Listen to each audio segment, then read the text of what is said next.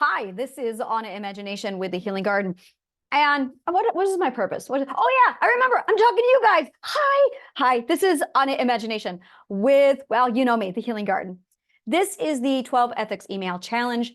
I decided to do a video today because, well, I realized it's like 2 o'clock and I still haven't sent out the newsletter, and I'm like, oh no.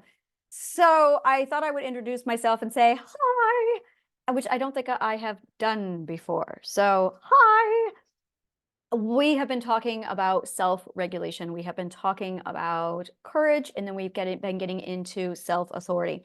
We're going to be doing, to be honest with you, I'm going to halt everything. Not really, but let's just halt everything. I'm going to freeze everything on self-authority. And the reason why, and I kind of touched on this yesterday, is because self-authority is something that is a constant theme in every single life. I mean, these are the 12 ethics, so they're like the theme of all life, everywhere, all the time. But with self-authority, it's the foundation. It's the be all end all.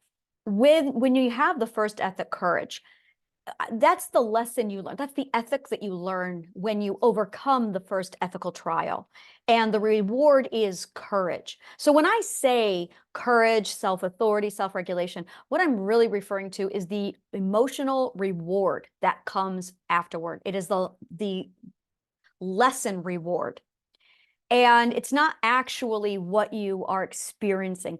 When you get into the second ethic of self-authority, you take that courage and you are using your courage all the way through the second ethic to obtain the reward of the second trial, which is self-authority. It is the process of achieving self-authority, which requires courage. So courage is the ingredient of courage, and love are the ingredients of self-authority.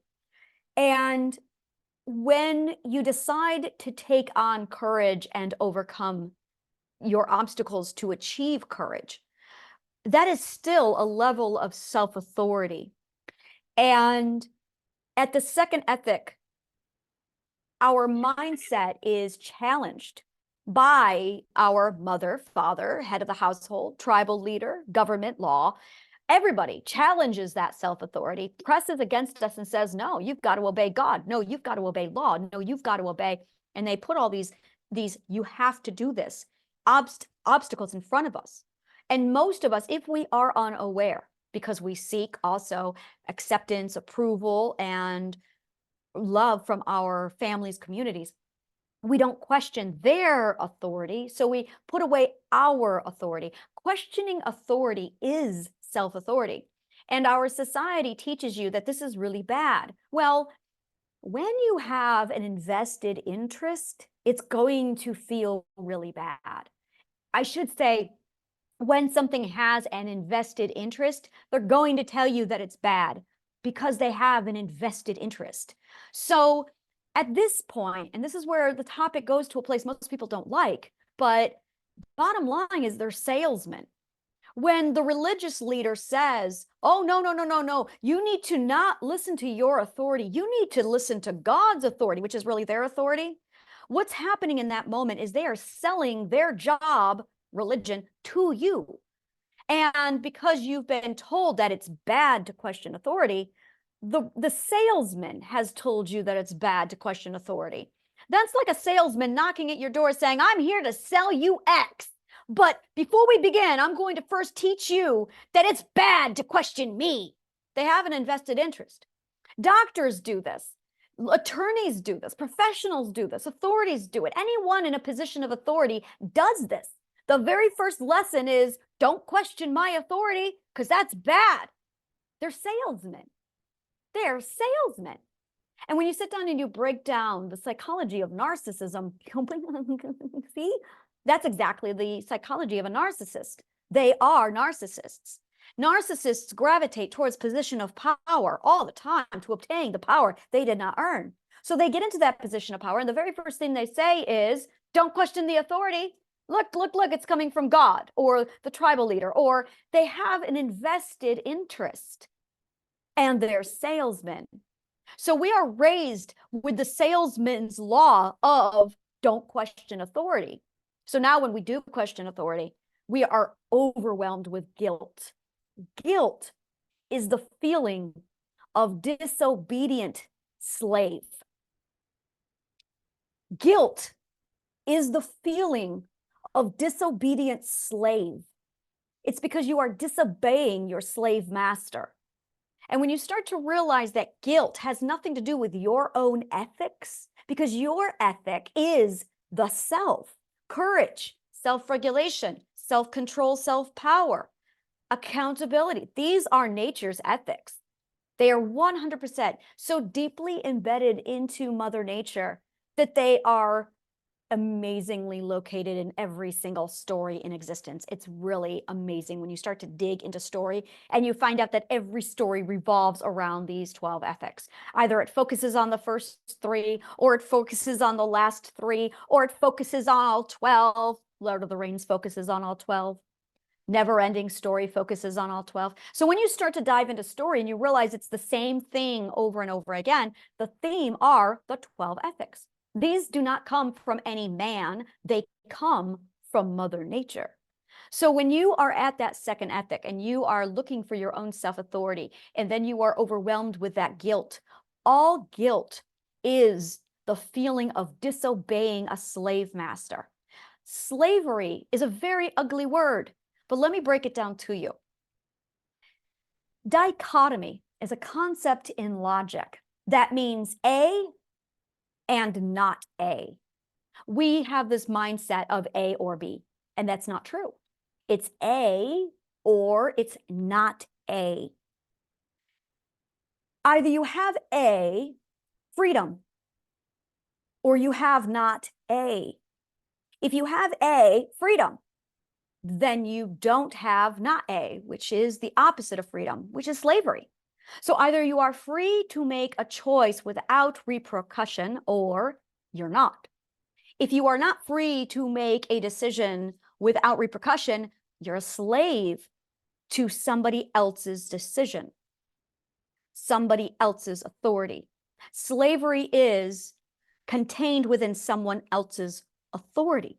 It is an ugly word, but this is actually what these things mean.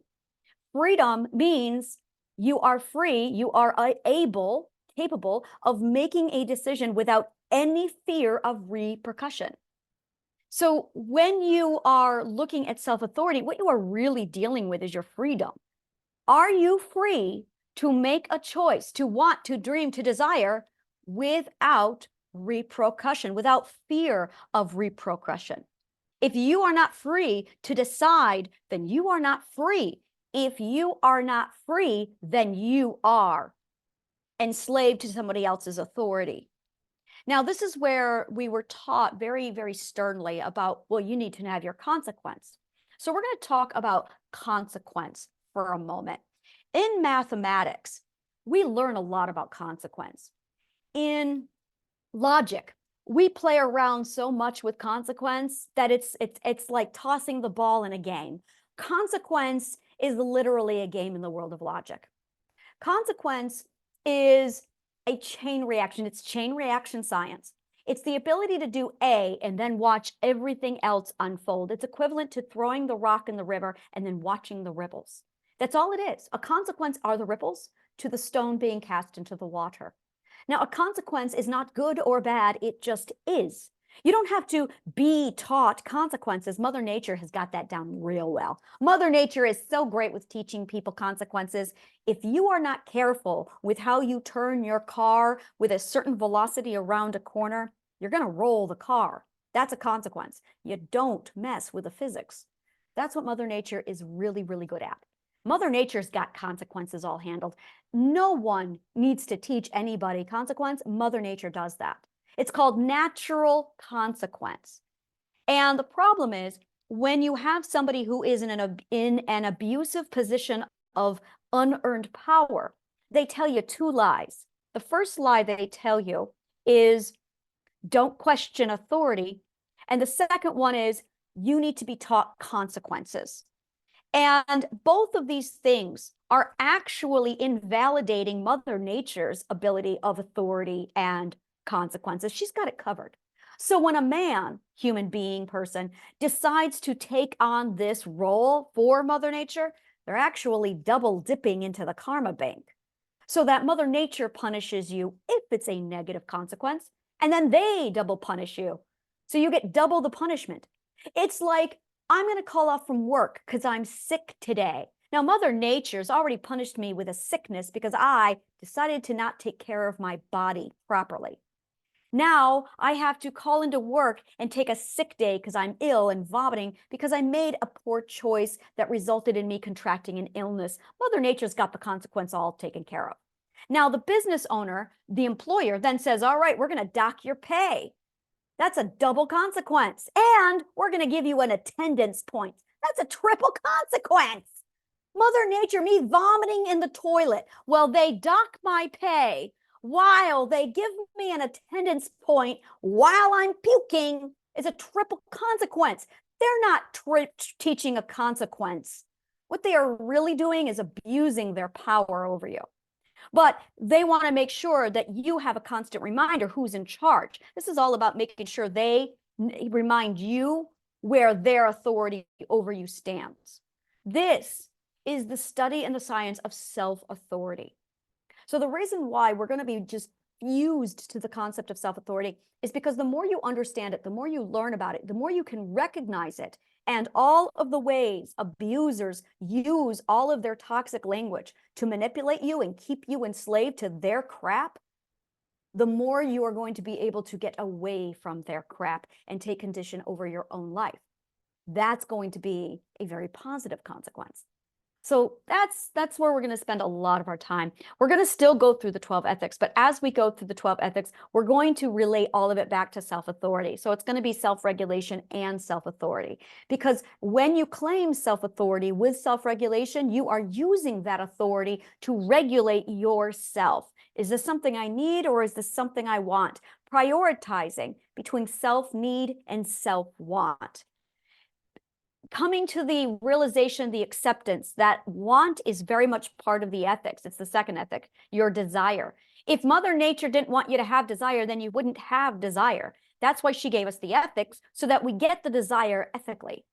When we get to the fourth ethic, self-control, self-power, we're going to be talking about boundary setting. We're going to be talking about boundary setting. We're going to be talking about discernment. We're going to be talking about how to judge manipulative and toxic people, and then putting up the right boundaries to protect the self. We're going to go over the tedious details about what that looks like and how to keep you safe. We're going to be talking about the different stages of intimacy as well as the different stages of trust. We're going to teach you the difference between trust and the difference between a boundary. So you're going to get all of this laid out. It's absolutely amazing stuff as far as how you can apply it to the people in your life. We're going to teach you all the different words that abusers use for the delusion mindset. We're going to teach you about the delusion mindset.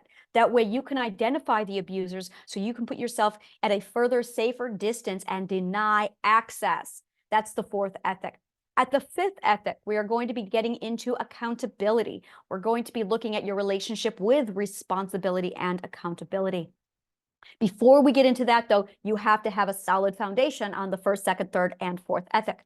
When you have the first three ethics, courage, self-regulation, and self-authority, those three ethics integrate, and they produce a fourth ethic called trust.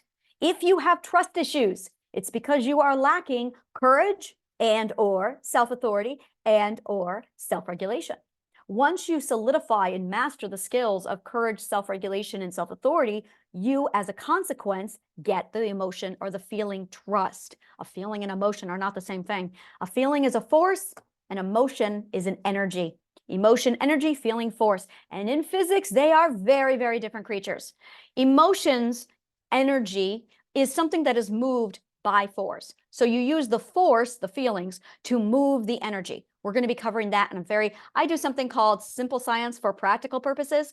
So we're going to be covering the science of physics to show you how your force and your feelings and your emotions interact with each other, so you can emotionally manage yourself, so you know exactly what to do with your emotions when they come up. So this is the direction of the Healing Gardens newsletter. This is where we're taking it with the 12 Ethics email challenge. Now, this is, I don't know yet if this is going to become common for me doing the videos that I include inside the emails. I might. At the same time, you know what? I kind of like doing this instead of writing sometimes. I'm going to change it up. I do whatever feels right, feels good, gives you joy. So if you have any questions, of course, if you want, contact me. And of course, if you are ready to activate the next action in this chain reaction, click on the link below and it will direct you to me. Thank you so much. And may the kindest of words always find you.